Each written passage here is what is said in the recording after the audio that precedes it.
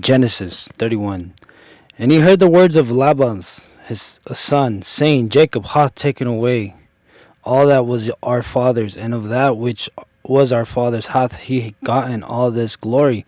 And Jacob beheld the countenance of Laban, and behold, it was not towards him as before time. And Jehovah said unto Jacob, Return unto the land of thy fathers, to thy kinder, and I will be with thee. And Jacob sent and called Rachel and Leah to the field unto his flock, and said unto them, I see your father continuance, that it is not towards me as before time, but the God of my father hath been with me. And ye know that with all my power I have served your father, and your father hath deceived me, and changed my wages 10 times. But God suffered him not to hurt me. If he says thus, the speckled shall be thy wage, then all the flocks bear speckled. And if he says thus, the ringstreak shall be thy wage, then bear all the flock ringstreak. Thus God hath taken away the cattle of your father, and given them to me. And it came to pass at the time that the flock conceived, that I lifted up my eyes, and saw in a dream, and behold, the he goats which leaped upon the flock were ring-staked, speckled and grizzled. And the angels of God said unto me in the dream, Jacob. And I said, Here I am. And he said, Lift up now thy eyes, and see. All the he goats which leap upon the flock are ring-straked, speckled, and grizzled. For I have seen all that Laban doeth unto thee. I am the God of Bethel, where thou anothestest a pillar, where thou vowedest a vow unto me. Now arise, get thee out from this land, and return unto the land of thy native. And Rachel and Leah answered and said unto him, Is there yet any portion or inheritance for us in our father's house? Are we not accounted by him as foreigners? For he hath sold us, and hath also devoured our money, for all the riches which God hath taken away from our father. That is ours and our children's. Now then, whatsoever God hath said unto thee, do. Then Jacob rose up and set his son and his wives upon the camels, and he carried away all his cattle and all his substance, which he had gathered, the cattle of his getting which he had gathered in Padam Arama, to go to Isaac his father unto the land of Canaan. Now Laban was gone to shear his sheep, and Rachel stole the teraphim that were her father's. And Jacob stole away unawares to Laban the Syrian, in that he told him not that he fled. So he fled with all that he had, and he rose up and passed over the river, and set his face towards the mountain of Gildan. And it was told Laban on the 3rd day that Jacob was fled. And he took his Bethel with him, and pursued after him 7 days' journey, and he overtook him in the mountains of Gildan. And God came to Laban the Syrian in a dream of the night, and said unto him, Take heed to thyself that thou speak not to Jacob either good or bad. And Laban came up with Jacob. Now Jacob had pitched his tent in the mountain, and Laban with his Bethel encamped in the mountain of Gildan.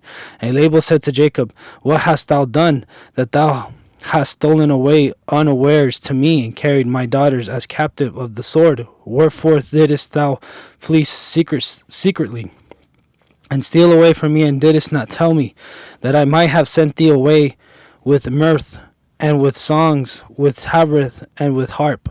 And didst not suffer me to kiss my sons and daughters? Now hast thou done foolishly. It is in the power of my hand to do you hurt, but the God of your father spake unto me yesternight, saying, Take heed to thyself that thou speak not to Jacob either good or bad. And now though thou wouldest needs be gone, because thou sorest longest after thy father's house, yet wherefore hast thou stolen my gods? And Jacob answered and said to Laban, Because I was afraid, for I said, Lest thou shouldest take thy daughters from me by force. With whomsoever thou findest thy God, he shall not live before our brethren discourage. Thou, what is thine mind, die with me and take it to thee. For Jacob knew not that Rachel had stolen them.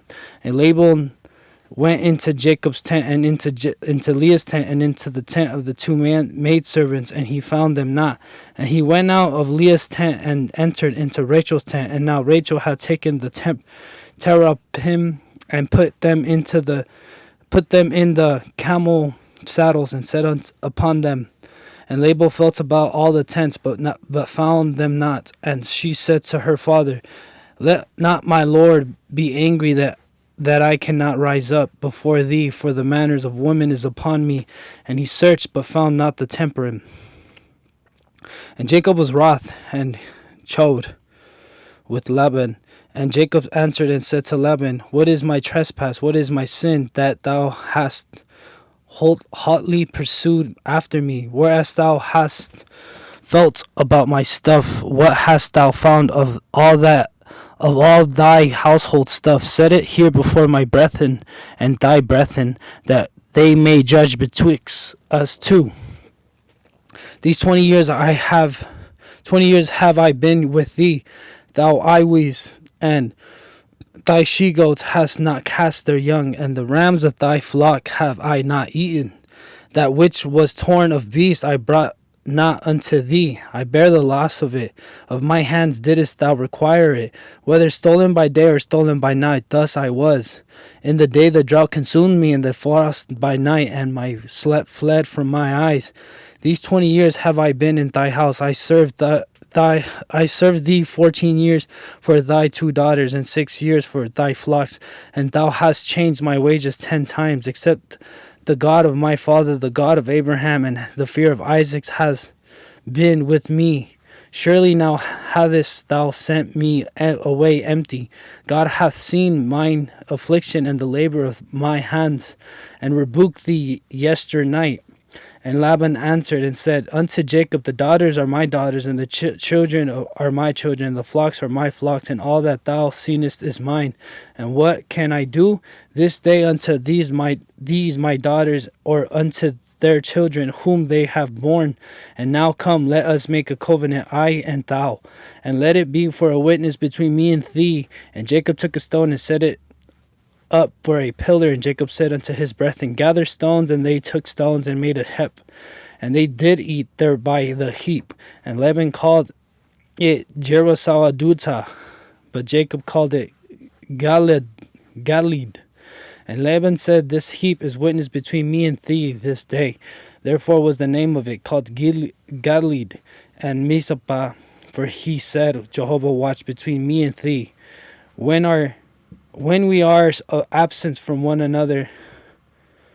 from another. If thou shalt afflict my daughters, and if thou shalt take wives besides my daughter, no man is with us. See, God is witness betwixt me and thee. And Laban said to Jacob, behold this heap, and behold the pillar which I have set betwixt me and thee. This heap be witness, and the pillar be witness, that I will not pass over this heap to thee, and that thou shalt not pass over this heap and this pillar unto me for harm. The God of Abraham and the God of Nahor, the God of their father, judged betwixt us. And Jacob sworn by the fear of his father Isaac.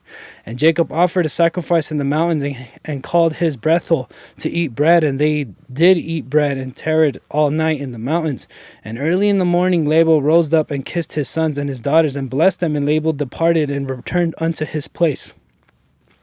Genesis 31 is the climax of Jacob's in exile story. God extracts Jacob's family out of an exploitative household, protects them from a retaliation, and sets a boundary that forces separation so the covenant line can move forward. Below is a PhD level pastor walked through literally, historically, and theologically.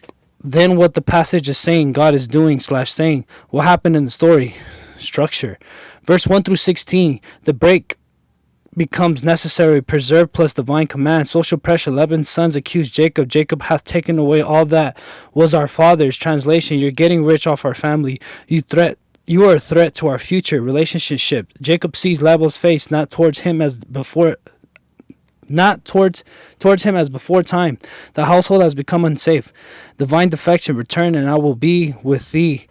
Verse 3. This isn't just career advice, it's covenant movement. God is pushing Jacob back to the land of promise. Jacob's testimony. He frames the last 20 years as faithful labor. Systemic exploitation changes my wages 10 times. Divine restraint on injustice. God suffered him not to hurt me. Divine providence and prosperity. King point. Jacob interprets his survival and growth not as IL smart libel, but as God saw and intervened. Verse 17 through 21, the flight. Wisdom plus fear. Jacob leaves quietly. That secretly is not present as ideal virtue. It's present as what oppressed people do when they believe the power will retaliate. Verse 22 to 35, label pursuits plus God's boundaries plus the Terah problem. Label pursuits and catches up. God appears to Label in the dream. Speak not to Jacob, either good or bad. This is huge. God is policing the power and balance. Label can't charm, threaten, manipulate, or curse. He's restrained. Label main accusation turned spiritual. Wherefore hast thou stolen my gods? The Terah household gods. What this matters, this Terah aren't just trickles. In the ancient Near East, household idols could represent a family's spiritual security, fertility, protection, and sometimes claims to household authority or inheritance. In some cultures / records, possession could symbolize a legal claim. Rachel steals them, verse 19, hides them and lies, verse 35. The text does not praise this. It exposes how mixed and messy this family still is. They're leaving oppression. They're not fully purified from the old world spiritual habits. Irony. Laban claims power through gods that can be stolen and hidden under a saddle. The narrative quietly humiliates idolatry. Verses 36 to 42, Jacob's courtroom speech. The oppression finally speaks. Jacob unloads 2 decades of injustice. This is one of the Bible's strongest labor exploitation testimonies. He absorbs losses. He endures extreme conditions. His wages were repeatedly altered. Then the theological thesis. God hath seen my affliction and the labor of my hands and rebuked thee yesternight.